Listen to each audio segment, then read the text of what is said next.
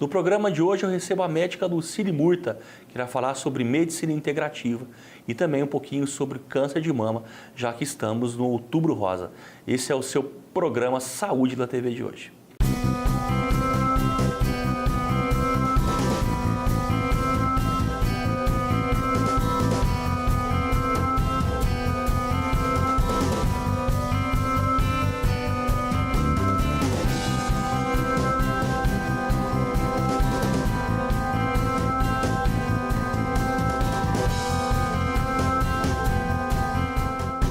Lucile, muito obrigado por ter aceito o nosso convite.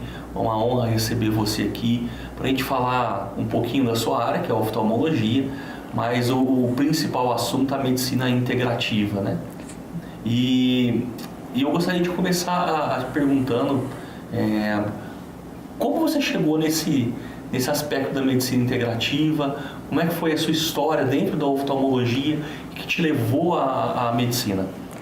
Bom, a minha primeira especialidade médica, eu sou formada em 1996 e foi oftalmologia porque meu pai é oftalmologista e sempre gostei. E apesar de na faculdade gostar muito de cardiologia, muito de ginecologia e obstetrícia, mas acabei fazendo oftalmologia como primeira especialidade. Depois eu fiz perícia médica, medicina do trabalho, medicina do tráfego, mas eu sentia uma necessidade de me aprofundar porque a oftalmologia, as duas maiores causas de cegueira dentro da oftalmologia, que são retinopatia diabética e degeneração macular relacionada à idade, são na verdade doenças sistêmicas com manifestações oftalmológicas, ou seja, são doenças do corpo humano que a ponta do iceberg é o olho.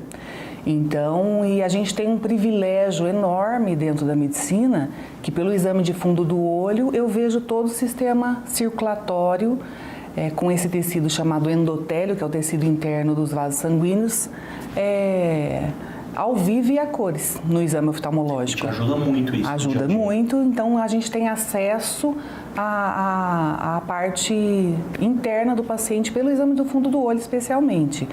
E essa insatisfação positiva me levou a buscas, né? Então, 13 anos atrás eu fiz uma especialidade de saúde da família. Aí depois eu fiz outras abordagens, essa de medicina integrativa, que na verdade não é outra medicina. Eu digo que a medicina é uma só, a medicina boa é a medicina que é boa para o meu paciente. Então são várias ferramentas que a gente tem, então assim como tem colegas que têm a ferramenta da acupuntura, a ferramenta da homeopatia, então a gente tem várias ferramentas onde a gente utiliza homeopatia mesmo, fitoterapia, neuroacústica, são várias técnicas que a gente vê o paciente como um todo, evitando essa segmentação. Então, só gastro, só ortopedia, só vascular. Claro que o especialista continua sendo muito importante e eu mesma, muitas vezes, e os meus colegas, logicamente, encaminhamos para o especialista, continua tendo toda a importância do especialista, mas essa visão integral do ser humano no aspecto social, no aspecto do estilo de vida, de sono, de predisposições genéticas. A gente trabalha bastante com a epigenética, que é o estudo do ambiente que o paciente está inserido, que pode predispor um gene ruim, vamos dizer, a se manifestar, ou proteger o genoma dele para não se expressar um gene que eventualmente ele tenha que possa predispor alguma doença, né? Silvio, você entende então? Então a medicina integrativa, ela não é uma especialidade à parte da medicina, ela é algo integrante da própria medicina, é isso mesmo? Exatamente, exatamente. Então ela é uma abordagem, uma forma de ver o paciente. Inclusive, nas clínicas mais antigas na Europa de medicina integrativa, a osteopatia faz parte da equipe, a psicologia, nutrição. Então, na verdade, é uma equipe mais do que multidisciplinar, é interdisciplinar. Como você definiria, Lu, a medicina integrativa? É justamente essa forma de abordar o paciente como um todo. Então, a gente usa algumas estratégias. Então, por exemplo, tem a que a gente chama de prática ortomolecular, que é uma estratégia onde a gente volta lá no começo da faculdade de medicina e estuda a bioquímica, a biofísica, a fisiologia, e eu vejo o paciente ter uma determinada patologia hepática, uma esteatose hepática, por exemplo, aí eu volto lá na fisiologia para estudar como que as enzimas hepáticas fazem para o paciente eliminar um determinado metabólito. Por exemplo, um paciente que toma múltiplas medicações para hipertensão, para neurológicos. Então, esses medicamentos que o paciente toma, o fígado tem que lidar com eles para metabolizar. E aí a gente volta lá na bioquímica e estuda quais são os mecanismos de detoxicação hepática endógenos, naturais do corpo humano.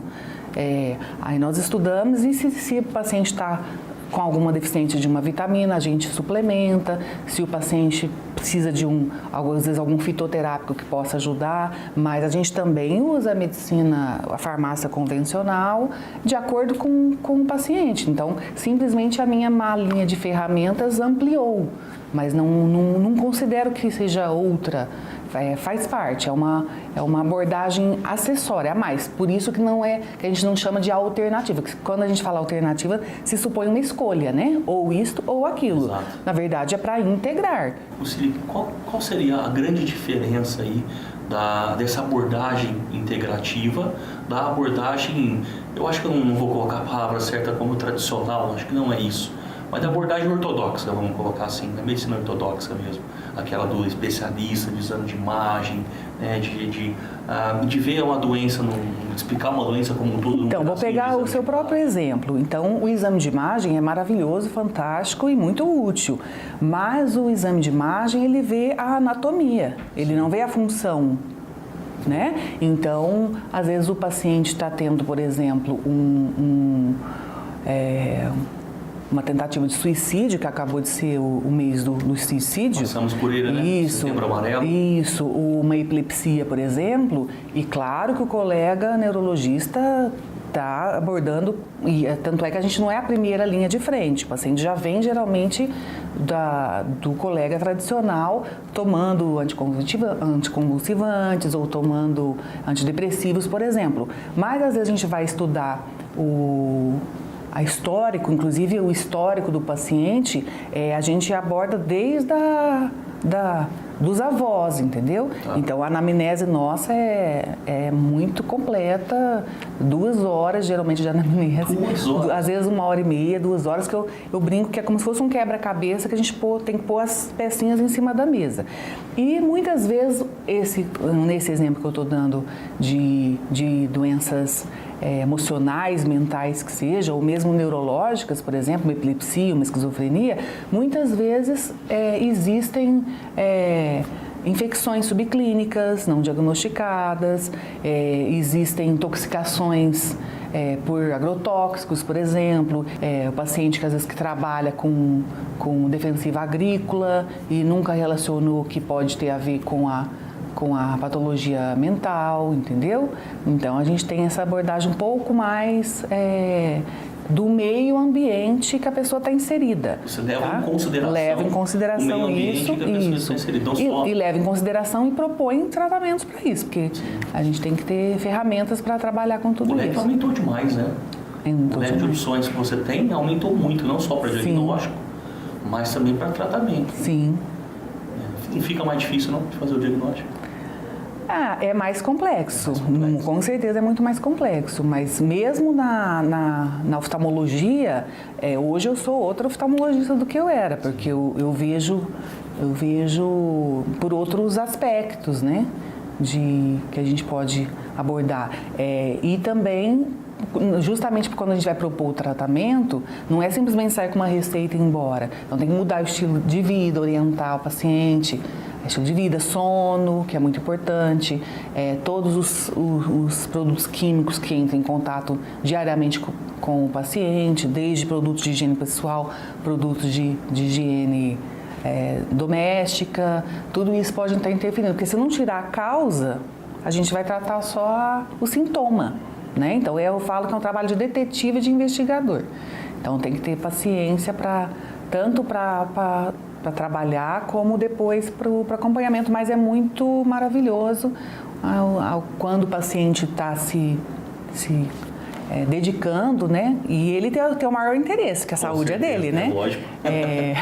Como os resultados muitas vezes são fantásticos e muda a vida da pessoa e da família, e muitas vezes em pouco tempo. Maravilha. Lucília, eu preciso chamar o nosso primeiro intervalo. Você que está aí acompanhando essa super entrevista da Lucília Murta, não saia daí, a gente volta já já.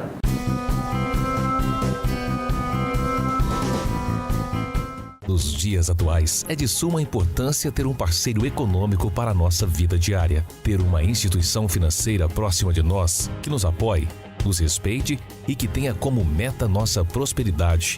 Esta é a premissa da Sicoob Cred Mogiana. Os associados da Cred Mogiana contam com a qualidade e agilidade no atendimento especializado de inúmeros empreendimentos como conta corrente, conta bancária, aplicações, captação financeira, além de outros serviços.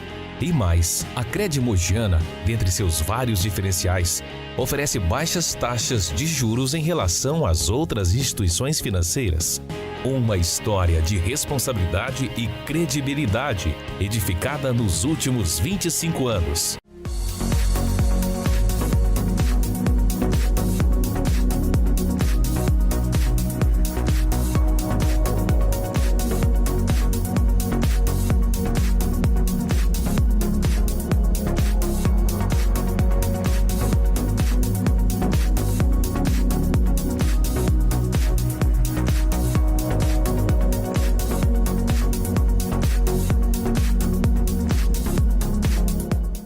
Chegou o SOS Me, uma solução simples para quem está na melhor idade, mas prefere continuar a viver em casa com liberdade e independência. Através de um simples toque, você aciona a central de atendimento, que imediatamente notifica pessoas pré-selecionadas a responder à emergência. SOS Me, ligue 0800 943 3112 ou acesse o site.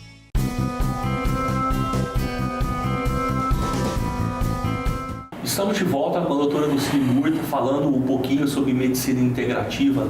Ô Lu, eu sei que também você tem uma formação em uma área da psicocorporal, é isso que fala? É assim que Isso, é uma pós-graduação chamada Psicoterapia Corporal Neo-Haitiana. Depois eu já fiz uma especialização em psicossomática e estou atualmente fazendo uma formação em bioenergética. Você consegue integrar isso ao seu trabalho hoje? Isso, eu faço isso integrado no meu próprio trabalho. Como é que funciona? Como é que você tem feito? Durante a anamnese, durante o exame, a gente já vai fazendo automaticamente esse link com o da psicossomática e já aborda isso no tratamento. Isso me é útil tanto no diagnóstico quanto no tratamento. Aí, de acordo com o paciente, dá para a gente ir acompanhando durante as consultas médicas mesmo.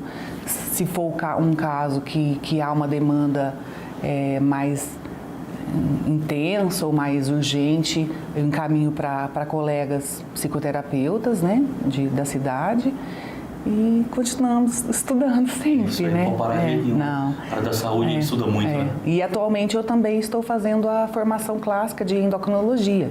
Estou fazendo porque como a medicina integrativa, apesar da pós-graduação ser reconhecida pelo MEC, pelo Ministério da Educação, que é o órgão máximo de educação no Brasil, não é filiado à Sociedade de Endocrinologia e Metabologia, então eu estou fazendo uma outra pós-filiada para eu poder ter o título especialista em endocrinologia também, já que eu estudo nessa parte da medicina integrativa, a gente estuda muito o metabolismo, né? Tem tudo a ver com o seu trabalho. Tem tudo a ver com o trabalho e tem a ver com o outro assunto que a gente estava pensando de falar, que era sobre o câncer de mama, né? Verdade, já estamos no Outubro Rosa, né? Saímos do Setembro Amarelo, entramos no Outubro Rosa, mês da prevenção do câncer de mama, né? E como é que você tem abordado isso lá no seu consultório? Então, na verdade, sempre, lógico, estimulando o exame com o ginecologista anual, o autoexame, tudo isso, e especialmente focando no estilo de vida que hoje a gente sabe que é o que predispõe ao câncer.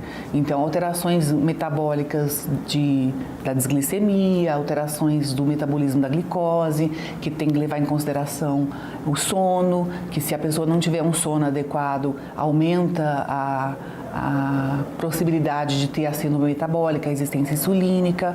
Então, o sono é importante para tratar o metabolismo, extremamente importante. O exercício físico, então, aonde a gente tem na equipe que a gente trabalha junto, indicação de educadores físicos para fazer a correta, adequada abordagem de educação física, que não é supérflua, como muitas vezes se pensa. Porque eu brinco com os pacientes que 80% do cérebro é feito para movimento. Então, o cara pode ter 3 PhDs e está usando 20% do cérebro. Se não usar 80% do cérebro que é feito para movimento, não vai conseguir levar o cérebro dele para lá e para cá. Então, é necessário um olhar muito precioso para essa parte de educação física, de condicionamento físico, de acordo com o caso, e, inclusive para a prevenção do câncer de mama. É a parte de estilo de vida, para evitar poluentes orgânicos persistentes, que nós chamamos, por exemplo, o uso de tomar líquidos quentes, café, chá em copo de plástico, ele libera bisfenol, que são substâncias que atrapalham os nossos hormônios endógenos, produtos de soja, que também que são xenoestrógenos, que a gente chama, que são estrógenos de uma outra espécie, que acabam atrapalhando o nosso próprio metabolismo hormonal, seja homem, seja mulher. Então, a gente orienta esse todo do paciente, né? Fantástico. A gente, quando fala em prevenção de câncer de mama, eu tenho certeza que muitas pessoas acham que é só fazer a mamografia. Isso é detecção precoce, né? Detecção precoce, mas não está só aí, né? Está exatamente em tudo que você disse, orientação de qualidade de vida, os fatores de risco que podem levar ao câncer de mama, ao sedentarismo, alimentação, contato com produtos químicos, como você está falando aqui. Hoje a gente tem também a parte dos exames genéticos, que a gente pode solicitar para o paciente, como que é o metabolismo hormonal dessa paciente. Então, se a paciente já tem um histórico pessoal ou familiar próximo de câncer de mama ou de ovário, existe um screening hormonal que a gente pode fazer. E se a pessoa tiver alguma predisposição, como que a gente pode abordar para melhorar essa estabilidade genômica. Esse screening hormonal é feito com exame de sangue? Tem uns de sangue, tem uns de saliva, tem uns de urina, tem uns de urina. Urina também, porque o urina vê como que o paciente metaboliza aquele hormônio, entendeu? Não é um exame de rotina, mas quando o paciente tem uma história familiar, e o mais importante é a gente saber que mesmo que tenha uma questão genética já provada, a gente com essa epigenética que foi a crista da onda nos últimos 15 anos aí, né? O que é a epigenética? É o estudo dos fatores ambientais que interferem na genética. Então, é muito importante saber, porque não é que a gente tem um gene que não é bom, que a gente está fadado até aquela doença. A gente consegue hoje ajudar o organismo a expressar genes positivos e calar genes negativos, vamos dizer, né? Lu, para o pessoal que está nos assistindo entender um pouco mais, quais são as principais doenças, vamos colocar assim, que a medicina integrativa hoje pode ajudar? Então, doenças imunológicas, doenças intestinais, por exemplo, que quando o paciente ingere alguns alimentos que ele não consegue, o metabolismo dele não consegue lidar de uma forma adequada, e isso gera uma inflamação via intestino sistêmica, que a gente chama de inflamação crônica subclínica. Subclínica porque ela é inaparente, né? E lá no final do processo pode levar a N doenças de pele, doenças reumáticas, e é uma abordagem acessória Não que a pessoa não vá tratar com o reumatologista. A pessoa não vai abandonar o tratamento muito pelo contrário. Original como muito pelo contrário. Não, vai continuar, mas às vezes pode usar doses menores de medicamento e ter uma qualidade de vida melhor, né? Isso é bom demais, né? Muito bom. Eu vou chamar o nosso último intervalo. Você que está nos acompanhando, não sai daí. A gente volta já já.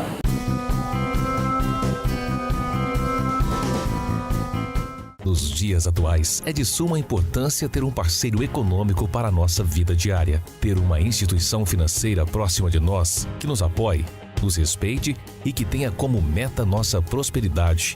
Esta é a premissa da Sicoob Credimogiana. Os associados da Credimogiana contam com a qualidade e agilidade no atendimento especializado de inúmeros empreendimentos como conta corrente, conta bancária, aplicações, captação financeira, além de outros serviços.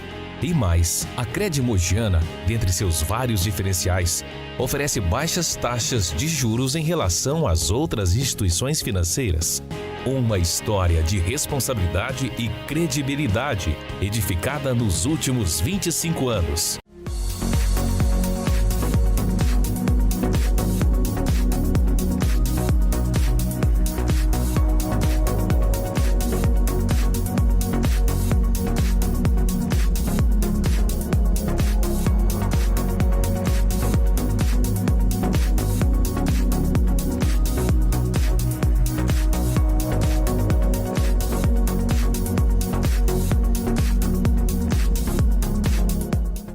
Chegou o SOS Me, uma solução simples para quem está na melhor idade, mas prefere continuar a viver em casa com liberdade e independência. Através de um simples toque, você aciona a central de atendimento, que imediatamente notifica pessoas pré-selecionadas a responder à emergência.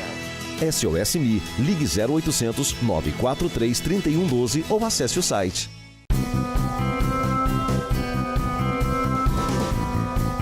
Estamos de volta com o último bloco da nossa entrevista de hoje. Lu, vamos falar um pouquinho das crianças. Você recebe muita criança lá no seu consultório? Recebo principalmente os filhos dos pacientes, né? Porque quando eu fiz a medicina de saúde da família, então a gente acaba vendo do 0 aos 105, que é o meu paciente mais velho, é 105 anos. E está bem, viu? Vai do 0 ao 105. O meu máximo, por enquanto, é 105. E é muito importante para a gente dar orientações gerais, como, por exemplo, esse uso abusivo de informática, que pode lesar, atrapalhar o funcionamento do ritmo circadiano. Mais uma vez, não é uma substituição ao pediatra, é um acompanhamento, muitas vezes que a gente pode ajudar na parte nutricional, na parte de suplementação, na parte de estilo de vida também, para estimular de forma geral exercícios ao ar livre, não ficar muitas horas por dia seguidamente em tablet, celular, que isso já está provado, já foram feitos exames, já provaram que isso pode prejudicar o desenvolvimento oftalmológico e neurológico da criança. Então é importante cada meia hora de atividades indoor. Isso, o pessoal da USP fala atividades indoor e atividades outdoor, quer dizer, meia hora tablet, meia hora brincando lá fora, meia hora computador, meia hora andando de bicicleta. Então eu falo que é importante deixar à vontade para as crianças, bem fácil, brinquedos desse tipo. Então bicicleta, bambolê, peteca, bola, porque às vezes é mais fácil deixar a criança lá no sofá quietinha no tablet, né? Mas infelizmente é prejudicial para a coluna, para toda desenvolvimento muscular, desenvolvimento geral, né? Maravilha. Então, quase chegando ao fim, né? Orientações para o nosso público, para quem está nos assistindo, que você queira transmitir a sua mensagem no final do nosso programa de hoje. A orientação é especialmente para, se possível, procurar um médico uma vez por ano para fazer check-up, que a gente vê, até hoje a gente vê pacientes que faz 5 anos, 10 anos que não fazem um check-up geral, não desprezar os sintomas, qualquer sintoma especial, procurar uma ajuda e muito importante a gente fortalecer essa rede desse tratamento interdisciplinar, porque é o futuro e é o que existe, porque a gente não trabalha sem o outro, é uma grande família mesmo. É verdade, quando um ajuda o outro, só o paciente ganha, né? Tudo, com certeza. Todos ganham, mas o paciente ganha muito mais, né? Muito mais. Tá. Em relação ao nosso Outubro Rosa, alguma orientação especial aí? Para as mulheres? Isso. Visita o ginecologista anualmente, né, para fazer o Papa Nicolau, mas para fazer o autoexame, notar no espelho alguma alteração de aspecto ou dor, procurar o quanto antes o médico e caprichar no estilo de vida. Então, alimentação, comer comidas de verdade, né, orgânicas, se possível, comidas mais naturais, evitar os famosos vilões brancos, né, que é farinha branca, excesso de sal e açúcar, comidas da terra mesmo, né, folhas, verduras, legumes, só que a dieta é muito pessoal, né, então assim, isso em cada paciente vai ter que ser feita uma abordagem integral, mas esses aspectos gerais de alimentos, quanto mais naturais, evitar fast food, evitar comidas que não são bolacha, etc. Isso nem entra no aspecto refrigerante, isso aí já está claro que tem que cortar, mas mais cedo possível. Mais cedo possível, porque isso já tem, sem sombras de dúvida, não é bom para a saúde. Mas atividade física, dormir bem, tudo isso mudança quanto mais natural, melhor. Na verdade é essa, né? Quanto mais natural, melhor. Maravilha. Eu queria te agradecer. Obrigada. Mais uma vez, né, pela sua entrevista, pela sua disposição de estar vindo aqui, e tenho certeza que quem nos assistiu hoje está muito satisfeito. Obrigada. Eu que agradeço. Eu queria agradecer a você que esteve presente durante toda essa entrevista. Continue nos acompanhando no Facebook Saúde na TV Franca e também no canal 23 da NET. Valeu, pessoal. Até a próxima entrevista.